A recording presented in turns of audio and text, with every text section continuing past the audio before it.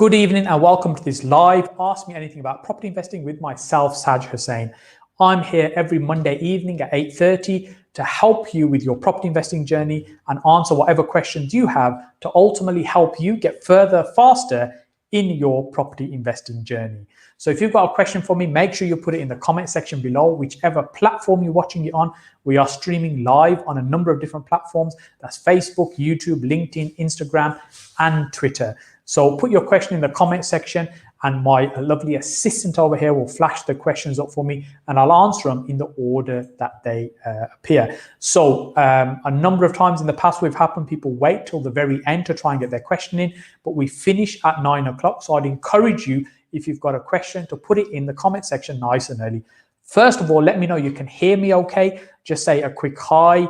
Let me know where you're listening from, just so I know that the tech is working okay, because we're trying something a little bit different this evening. So hopefully you can see me and hear me okay. Just give me a little thumbs up or a message to let me know that's okay. So before we get started with the questions, I just wanted to touch on something that the government announced recently at the Tory conference, which is about 95% mortgages. So very recently they talked about they're going to introduce 95% mortgages and create some support around that so that first-time buyers can buy property for the long term with only a 5% deposit. Now, it may be that this may be some variation of the current Help to Buy scheme, but the Help to Buy scheme is for new build property, and this would be for all property. So is this a good thing or a not so good thing for us as property investors? And this is a question that we were just talking about on my Inner Circle mentoring program, which I have a call with them on a Monday evening just before we do this call. And we were talking about this very thing. Is this something we'll benefit from, or is it something we'll suffer as property investors? Well, the benefit is being able to get onto the property ladder with only a 5% deposit, which is absolutely great. Now, if you've already got properties and you already own your own home, that's not going to apply to you. However, if you don't currently own your home, then being able to get onto the property ladder with only a 5% deposit may be a great starting point. And remember, if you're on your own, maybe you might want to let out 1 or 2 rooms in the property as well, which also might help generate some revenue and potentially live rent-free. So that's one of the advantages. On the other hand, if you're an investor and you buy entry-level properties, whether for buy to let or whether to flip, then you're going to be facing some competition, because now you've got the first-time buyers that only need a 5% deposit and not going to be paying any stamp duty for those purchases, where you as an investor have got the 3% deposit to pay for stamp, 3% deposit. So start again. 3% stamp duty to pay even, and also a 25% deposit with the mortgage. So you'll be putting a lot more money down and they'll be putting a lot less money down. And of course, your figures will be based on as an investment, theirs will be based on as a home. So the downside is you've got first-time buyers to compete with when you're buying at the entry level of the market. Right now, we don't have all the details in how this is going to work and what it's going to look like, but I just thought I'd share that with you before we start, and before we start with the first question in a moment. So I can see a few people saying hi, Betty, Melissa, Ashton, Segun. Fantastic. Thank you so much for those messages. Just let me know there's people there and they can hear, and I'm not just staring at a blank screen. So let's get the first question up. We'll get the answer. Remember, if you've got a question, make sure you put it in the comment section so that we can get it answered for you this evening. So the first question is from Segan on YouTube. Hi Saj, thanks for the good work that you do here. If I buy a second home and I decide to let it out as a holiday let when not using it, how many days can I use it in a year to be entitled? So Segan, I probably need a little bit of clarification on what you mean exactly by that, but I'll answer the question I think you're asking. So in terms of how long that property can be let out to be entitled as a holiday let. So a lot of it will depend on your mortgage conditions as well, what conditions you have with that particular mortgage. So if it's a residential mortgage and a second residential mortgage, which you can do, but it's a little bit tricky, it'll be based on your income, because it'll be based on a property that you stay there occasionally. So if your mortgage permits it and you're allowed to let it out, then really it's, I think, just London that you need to be particularly concerned about, where you only have, I think it's 90 days of the year that you're allowed to let it out as a holiday let. So I'm not sure I've entirely answered the question that you're asking, but I think that's the question that you're asking. You can always pop another message down for clarity. Otherwise, ping me a message and I'll look to try and clarify that for you, because I'm not entirely sure I've answered the right question for you. So let's get the next question up now. So just bear with me just a moment while we're doing that. So next question is from Ashton, also on YouTube. Is it good to invest in buy-to-let BRR at the moment with COVID? So essentially, I guess the question is it a good time to be investing in buy-to-let property right now, where you're purchasing, renovating, maybe remortgaging? So you have to think about what's the risk factors and where you're buying. So depending on where you are in the country, the answer will be slightly different. But generally speaking right now, I think the key thing is that you're investing in a way that's going to be able to see you through any potential challenges that we might be facing over the coming 1 or 2 years. So technically we're in a recession right now, although we might not be feeling the pinch at the moment. But as unemployment starts to increase, which many people are talking about will probably happen from next month, as some of the furlough schemes start to end, then we'll start seeing more of an impact in terms of feeling the pinch of the recession. And of course, what that does, it means that there's fewer people looking at property. If there's less people looking at property, there's a higher supply than there is demand. Ultimately, that means house prices start to fall. So how does that affect us, and what's the relevance of that to your question? Well, if you're going to remortgage the property at some point in a few months' time or in a year's time, you have to think about what will the state of the market be at that particular moment in time, and how might that affect your revaluation. So for instance, if you're purchasing right now, you're adding some value with the intention of remortgaging because it's going to be worth a certain figure down the road, then you have to build into your figures right now, if that figure adjusts, how will that impact what you're doing and how will that impact your strategy? Ultimately, I guess it will mean, can you afford to leave more money in? And if you can afford, even if you can afford to leave more money in, what that will mean is that's probably okay, as long as the rest of the numbers still work, it's producing you an income. It just means that you've not been able to extract as much cash as you wanted out of the deal. On the other hand, if you feel, well, actually, if I don't get that cash out of the deal when I come to remortgage in a few months' time, that's not going to leave you in a good place. Then I'd say you really need to think twice before embarking down this particular road in terms of where you might be in a few months' time when you come to remortgage. With any strategy like this, it's really important that you've got some contingency plans and you've got plan Bs that you can switch to in case you've come across a bit of a rocky situation in your journey. And in property, you will. You know, I've said many times before, the only certainty in property investing is constant change. The market is always evolving. You've got to be able to adapt and evolve with the market. What I would not say is sit on your hands right now and do nothing, because we are in uncertain times. Yes, absolutely, we are in uncertain times and we don't really know what's going to come and happen in the next few months. However, you could still be investing in strategy, but rather than look for good deals, you need to be looking for exceptionally good deals so you can cover yourself and protect yourself if there is a change in the market. So I hope that answers your question there, Ashton. Let's see in terms of the next question what we've got. Remember, whichever platform you're watching on, whether it's Facebook, YouTube, LinkedIn, Instagram, Twitter, put a message in the comment section below and we'll get the question up and answer it for you. Remember to do that early. Don't leave it till the very last minute this evening because we may not get around to it. So next question is also on YouTube, which is from Alpesh. How and where to invest in property for passive income? Alpesh, that's a great question, but a very wide question. There's so many factors that you need to think about when you're investing in property and you want to create an income. And if you're looking to create an income, then it's generally speaking, we'll look at higher yielding strategies. So it's ones when you talk about passive, you know, in reality, I think in property investing, you can't be completely passive. Even if you are doing some of the few strategies that are passive, there's still some involvement on your part in the initial due diligence, in making sure things are being run properly, making sure your figures are correct each month as you're getting the various reports from people that are managing your portfolio and investments for you. So there's no such thing as completely passive in property. My belief is there's always some involvement you have to do. If you want to be very hands-off and you are effectively doing the lowest risk investments that give you the certainty of return, as it were. For example, you could have a single let property which you put out on a guaranteed rent. You've got very little involvement on that. Commercial property, let to a big blue chip tenant that's going to give you pretty much a guaranteed rent every quarter. You've got very, very little involvement in those type of investments on a day-to-day basis. They're probably about as passive as you're going to get. But if you go down that road, what will also happen is generally your return will be much, much lower because you're doing very little work other than just essentially parking the cash in the investment. So if you've got a significant amount of money, and I have no idea where you are right now in terms of what your starting point is, but let's say you have a significant amount of money, millions and millions of pounds, you could be purchasing property with existing blue chip tenants in there in commercial property. That's going to give you an income. It could be 3, 4, 5, 6% yield, for example. So that might be one way to do it, and that's fairly passive. For most people, they will be hands-on. And the more hands-on you get, the more you can benefit from the opportunities. So what I mean by that is, let's say you purchase a single let property.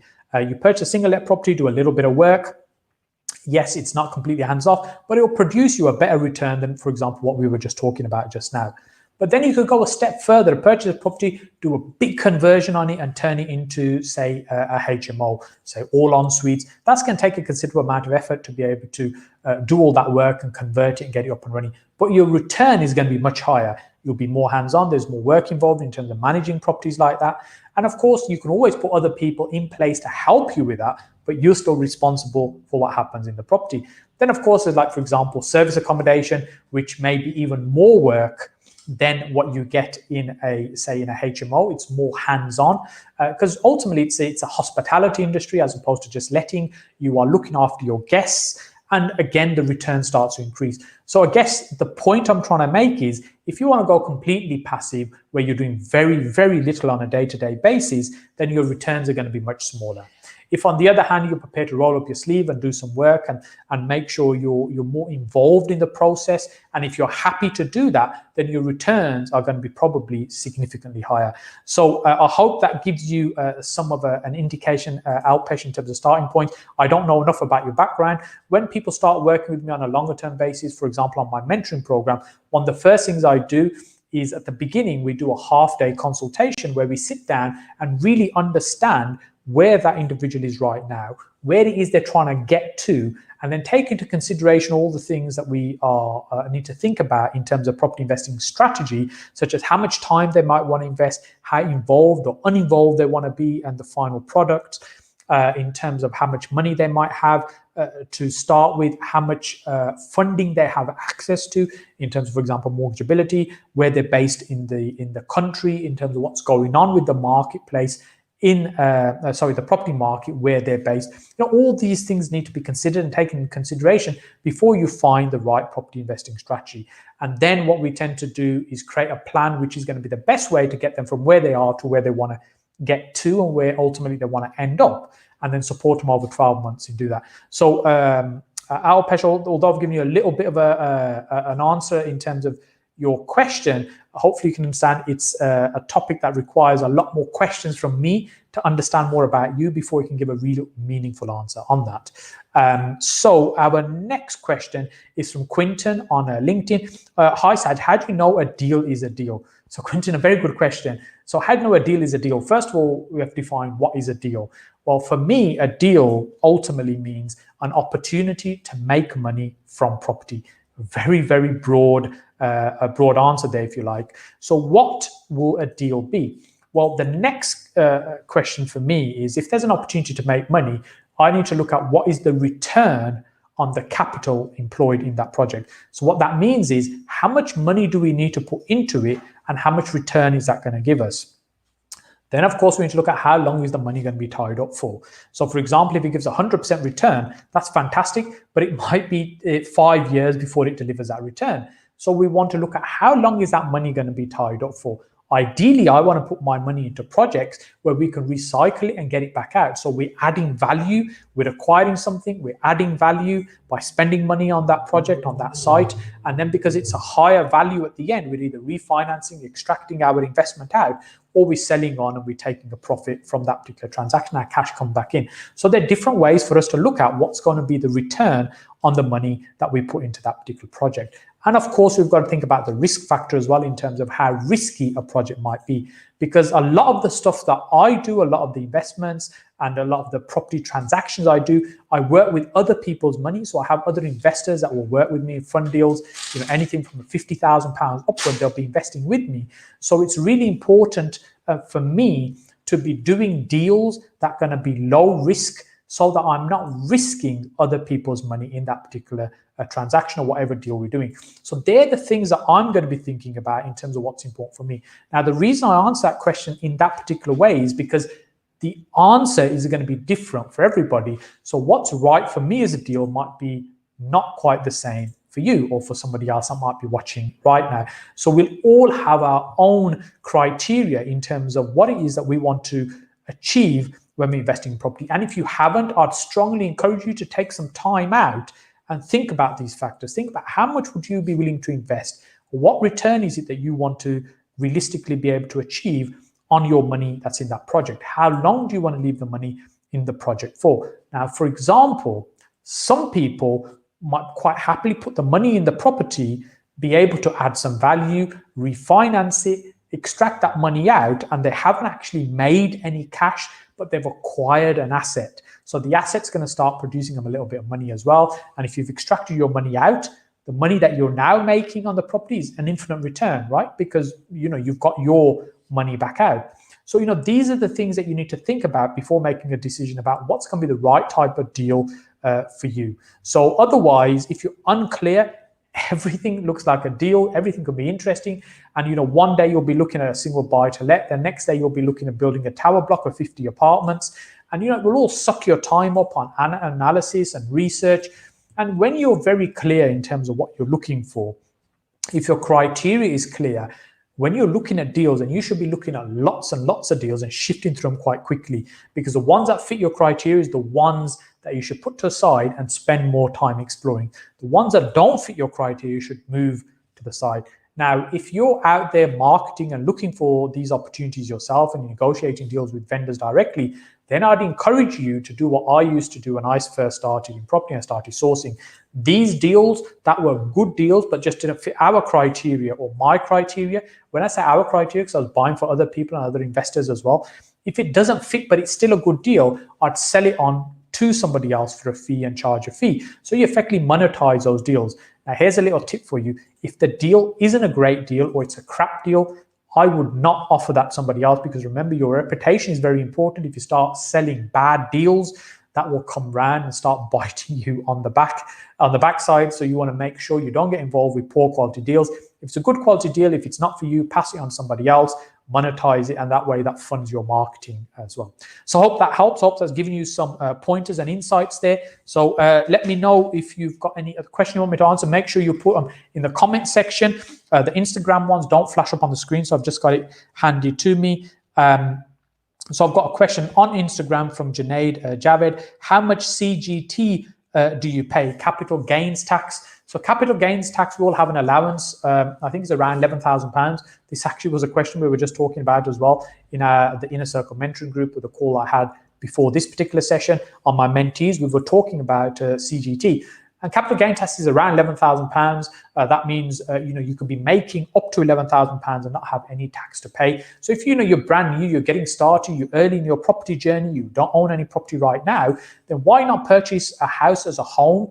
Move into it, add some value. If you can get the new 95% mortgages that Boris is talking about as well, and you put a small deposit down, spend a little bit of money, add some value to it. You sell the property on, you decide you want to move into another property or a bigger property. The profit that you make from that is tax-free up to the 11,000 odd pounds, which is your CGT. And if there's a couple, say your partner, the two of you together, say husband and wife, for example, are purchasing a property like that, then it doubles up. You've got £22,000 that you can extract each year without paying any tax on that. So make sure you're utilizing that, and make sure you speak to your accountant as well to ensure that it's set up correctly for you, so you're making the most of it. Now remember, if you're doing this as a trading activity, which means you're regularly going to be buying and selling, then you can't use your CGT for that. This is really if it's a case of if you're flipping on, you're making some money from this, that's what you're paying. I hope that makes sense. So our next question is from Imtiaz Ahmed Mir on Facebook. Hi Saj, is it better to buy your own property or do rent to rent if you're going into SA first time? So there's a number of factors there that you need to think about, Imtiaz. So if you're doing service accommodation short-term stay, you need to think about if there's a mortgage on that property, what permissions or consents are available for you, or what is it that you're allowed to do with the particular mortgage that you've got. And sometimes you need to go back to the lender to ask for consent to be able to do certain things. So for instance, if you've got somebody staying in your home and you're renting a room out for short term, like Airbnb, it's a room, you could check with your lender. I suspect you'd probably be okay doing that. So, you could have somebody renting a room in your home, which is really where the Airbnb concept started from, about renting a room within our homes, inviting other people into them to stay as paying guests, to have a slightly different experience than if they were going to stay at a hotel. If you're purchasing a property specifically for this purpose, which I think it's not quite, what you asked, but if you were doing that, you need to make sure you've got the right mortgage product in place for that. If it is rent to rent, which I think you mentioned, if you're looking to do rent to rent, and again, think about the mortgage that may be on that property and what the terms are of that mortgage. My preference when it comes to rent to rent is to do them with owners that have no mortgages on the property. And there are lots and lots of these. We just assume that most landlords have mortgages on their property. You'll be shocked to find how many don't actually have a mortgage. So it's always worth asking that question and looking for those specifically, because then you've got one less barrier to deal with in terms of criteria that you need to meet to be able to run this properly. And of course, ultimately it's about profitability. So you want to look at which works out better for you, how much money you're putting in, what return you're getting, which is going to work out better for you. So I hope that answers your question there. Remember, if you're watching this live, we're here every Monday at 8:30 p.m. to answer your questions around property investing, whatever they might be. I don't know everything there is to know about property investing, but I have a huge amount of experience. I'm quite happy to share with you every Monday evening here on these live sessions. So if you're stuck or have a question with regards to property investing, then this is the place to do that. I'm also on my YouTube channel, and I have 3 videos a week that we're putting out where I'm sharing my knowledge and experience with you to ultimately help you get further faster in your property investing journey. So our next question is from Hassan Habib on Facebook. Hi Saj, what advice would you give a person who is looking for a lease for commercial space? So Hassan, I'm assuming this is a lease for your own business. So really, one of the things I would do is make sure you register with the various different agents, the various different commercial agents, and let them know the criteria of what it is that you're actually looking for, so they can provide you suitable space or find you suitable space for what it is that you actually want to do and run from that property, give them a budget as well. So you've got somebody out there looking for that particular property for you. Then of course, with the lease side of it, you want to get a good solicitor that can help you with the lease to make sure that firstly, you fully understand it, because some leases, let's face it, are not so easy to read and understand. So firstly, it's making sure you understand it fully, and of course, to protect your interests as a tenant as well, and not just sign up to everything that the landlord is demanding of you as a tenant for that lease. So making sure it's fair as well. So again, I think that's the question you were asking. So hopefully that's helpful. So our next question is from Nora Mullin on Facebook. How do you get your money out? Is it via your solicitor? Nora, I need a little bit more context around that, or what you may have been referring to. I'm not entirely sure which question you may have chipped into. If you want to add another comment, I'll try and come back to this question before we finish this evening, if there's enough time. And otherwise, we'll jump on to the next question. which is on YouTube from Joel. Where do you meet investors to help fund you? I'm experienced in developing HMOs and new build, but all self-funded. So Joel, a great question. Self-funding myself via bridge loans. Okay, thank you. So the most important thing is you've got the experience, Joel. You're out there, you're doing these deals, whether it's new builds, whether it's HMOs you've been doing. So you have that experience and track record. So that means if you're speaking to somebody, you can show a track record of what you've been doing, how those numbers have worked, and how that's worked out for you. Ultimately, what you want to do when you're looking at other investors, you look at how is that going to be different from, for example, what you've been doing at the moment, which is bridging loans. So what is it that an investor is going to give you that you may not get from a bridging loan? So for me personally, what that means is when I'm working with an individual investor rather than, for example, a bridging loan, first of all, you don't have all the costs that you normally go through on bridging in terms of all the hoops you have to jump through to set that up.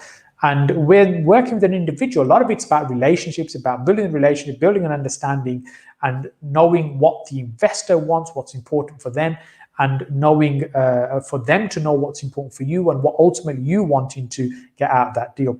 Now, with property, sometimes you get property projects that will cost more, they take longer. These things happen in property development. As an experienced person, I'm sure you know exactly what I mean.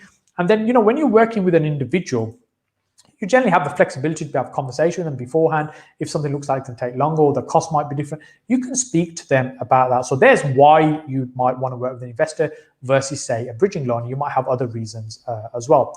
Now, the thing is, in terms of finding these investors, what I'd encourage you to do is start sharing what you're already doing with everybody around you. What I mean by that is all the people that you currently know, do they know that's what you do? And so someone, if I'm meeting for the first time and they say to me, hey, so what is it you do? I say, I help people make money from property. Now, they'll either be curious enough to ask some more questions or they'll switch off like that because they're not interested.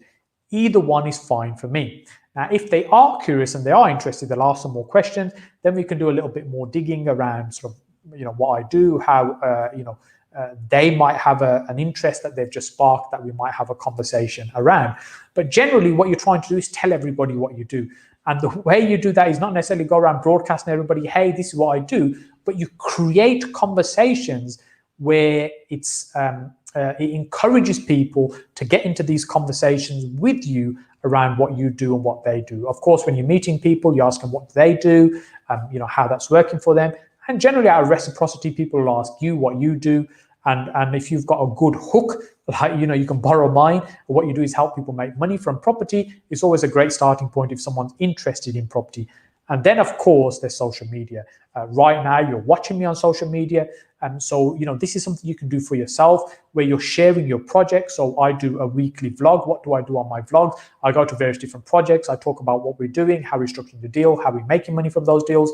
So people can learn from that and maybe want to even get involved with me as well. So in the same way, you could share your projects. And, if I said to you, 30, 40 years ago, if you wanted to get in front of thousands of people on the TV, how are you going to do that? It's probably going to be ITV, primetime TV. You're going to be paying a horrendous amount of money in advertising to get that 10, 20, 30-second slot, right? Well, today, everybody can have an audience on, for example, YouTube. You might be watching me on any one of the platforms right now. There'll be a number of people watching. There's not going to be tens of thousands of people watching, but I'm sharing my knowledge and experience. Some people are benefiting. Some people reach out. They might want to have a conversation about how I can help them with their property investing journey. And for other people, it might be just something that builds their knowledge, but this content will then be out there forever. Some people will be watching it live. Some people might be watching this in a year's time from when it was recorded. But this way, what you're doing, you're sharing your knowledge and experience for other people to see. And my belief is if you're open and helpful to other people, it will initiate conversations automatically around how you might be able to work with them. So I hope that helps. I hope that's answered your question. What we'll do, if we can, we'll squeeze one more question in before we finish. And so the last question that we're doing this evening is from Deepinder Rihal on YouTube. Hi there, how old do I need to be to start? That's a great question. Depends, start on what? If you're talking about getting started in property, you need to be 18 to sign contracts as an adult. But you can get involved, even if you're younger than that, and get involved in the property space. And what I'd encourage you to do is learn about property investing and then think about what value you can add to other people. So for instance, it may be that you get involved with local estate agents, letting agents, surveyors. It could be that you are, depending on what skills you can bring to the table. And, if you're thinking, I don't have any skills right now, well, get polished up on skills. You can learn stuff, even learning stuff online, you could learn and add value to other people. So for example, you could be doing phone work for them where you're making calls for them. You could be doing some marketing activity for them. You could be doing graphic design stuff for them. You could be doing social media stuff for them. You could be helping them find leads. You could be helping them connect to investors. Now, what you're doing by doing that is adding value to somebody else in order to create the environment where opportunities will arise from there for you. Now, if I had my time again and I was starting again through life, I went through college and university. I got a degree, and some years later, I went back to get a second degree, an MBA. Now, if I was to wind back the clock and do all of this again, I probably wouldn't go to university at all, because right now, the costs of getting through university and the debt that you'll leave with as you enter the work environment after being to university, I would say I would only do that if that was going to be directly and the only way for me to progress in a career. So for example, if I'm looking to become a doctor, then yes, university is going to be the route that I want to follow. If I want to get involved in property and develop property, somebody messaged me about this recently, should I go and do a property development course at university? I said, look, I can't tell you what to do, but I certainly, hand on heart, wouldn't do that. I don't see the point in spending 3-4 years learning something when you can get out in industry and start doing it straight away. So, I don't know how old you are, but if you're under 18, think about how you can add value and help other people. And if you're over 18, think about how you can get involved in property. And ultimately, as I answered earlier on this evening, depending on where you are, how much money you have, how much time you have, whether your ability to be able to raise money, what are the skills you have, where you're based in the country, all these things will impact what particular strategy that you follow. And there's always going to be a strategy that is going to be right for you, that help you progress in your property investing journey. So look, I hope that's helpful. I hope you're finding these videos useful. Let me know in the comment section if you'd like to see me cover anything else in the evenings. So I've just got Ashton Flash up there. Is this video going to be on YouTube? I missed your answers to my question, was off at the moment, I'm afraid. Yes, Ashton, absolutely. This is going to be on YouTube and the various other platforms as well. So make sure you get to my YouTube channel, which is The Saj Hussain. You'll find lots and lots of videos on there on various different topics and subjects around property. And also these weekly lives are put on there as well. I think we're on episode 30 something at the moment. So I've been doing these for quite some time. So once again, thank you so much for your time. And I look forward to seeing you back here next Monday at 8:30 p.m.